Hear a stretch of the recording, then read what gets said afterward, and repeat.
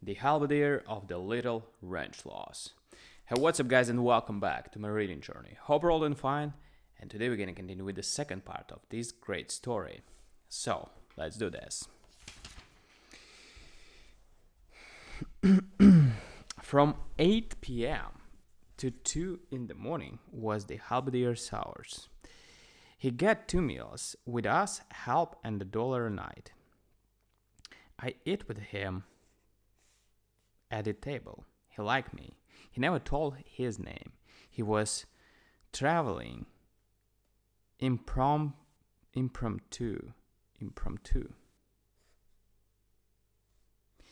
Like kings, I guess. The first time at supper, I says to him, "Have some more of the spuds, Mister Fellinghuysen."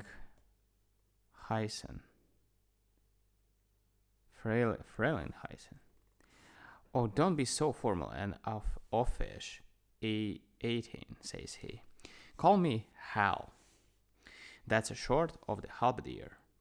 "Oh, I don't think I wanted to pry for names, says I. "I know all about the dizzy that fall from wealth and greatness. You've got to count washing dishes in the kitchen, and the third bartender used to be a Pullman conductor. And they work, Sir Percival, says I, sarcastic. 18, says he, as a friendly devil in the cabbage scented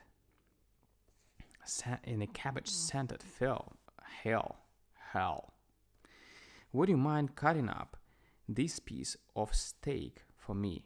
I don't say that it's got more muscle than I have, but..." And then he shows me the insides of his hands. They was blistered and cut and corned and swelled up till they looked like a couple of flank steaks crisscrossed with a knife. They kind the butchers hide and take home, knowing what is the best. "Shoveling coal," says he, "and peeling bricks and loading drays. But they got out, and I had to resign. I was born for a halberdier, and I've been educated for 24 years to fill the position. Now quit knocking my profession and pass along a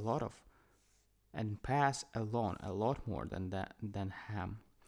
I'm holding the closing exercises, says he, of a 48-hour fast."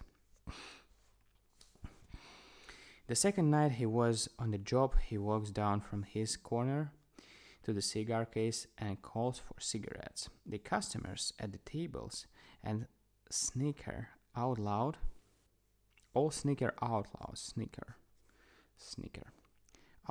to show their acquaintance with history. The boss is on.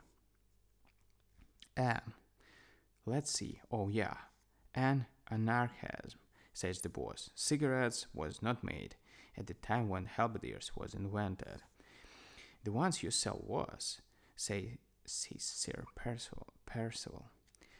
"Capital wins from chronology by the laugh of a cork tip, so he gets them and lights one and puts the box in the brass helmet and goes back to patrolling the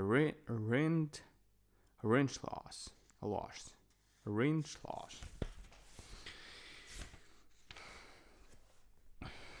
He made a big hit, especially with the ladies. Some of them would poke him with their fingers to see if he was real or only a kind of a stuffed figure like they burn in elegy. And when he'd move, they'd squeak and make eyes at him as they went up to the slosh.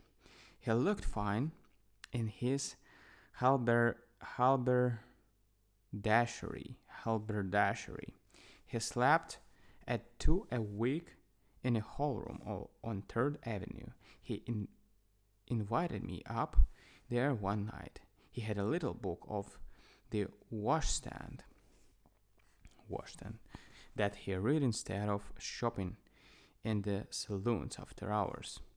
I'm I'm on that. I'm on to that, says I, from reading about it in novels. All the heroes on the bum carry the little book. It's either Tantalus or Liver of or Horac, and it's printed in Latin,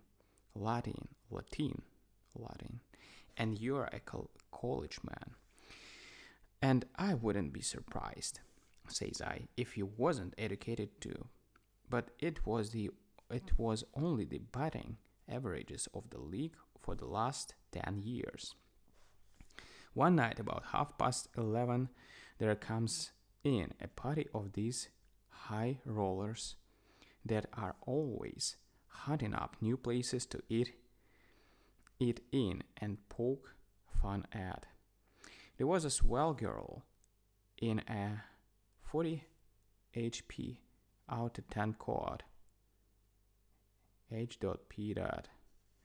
out of 10 quad and whale, and a fat old man with white side whiskers, and a young chap that couldn't keep his feet off the tail of the girl's cot, and an oldish lady that looked upon life as immortal and unnecessary.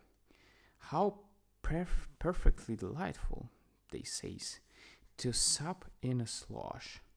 Up their stairs they go, and in half a minute, back down comes the girl, her skirts swishing like the waves on the beach. She stops on the landing and looks our halberdier in the eye. "You," she says, with a smile that reminded me of Lemon's sherbet. I was waiting upstairs in the slosh then, and I was right down here by the door, putting some vinegar and cayenne into the empty bottle of Tabasco, and I heard all they said. "It," says Sir Percival without moving, "I'm only local color.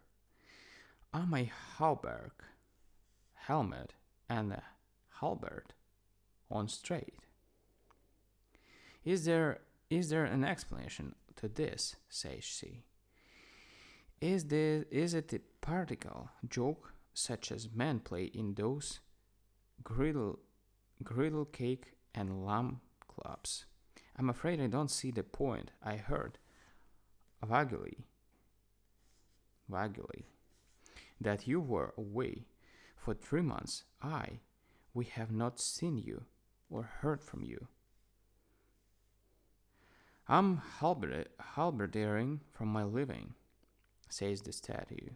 "I'm working," says he. "I don't suppose you know what work means." Have you lost your money?" she asks. Sir Percival studies a minute. "I'm poorer," says he, "than the poorest sandwich man on the streets, if I don't earn my living. "You call this work?" says she. "I thought a man worked with his hands or his head instead of becoming a mountebank." Mountebank. "The calling of a halberdier," says he, "is an ancient and honorable one. Sometimes," says he, "the man at arms at the door, he saved the castle, while the plum knights were cake-walking in the banquet halls above."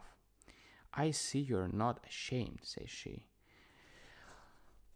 "of your peculiar tastes." Peculiar.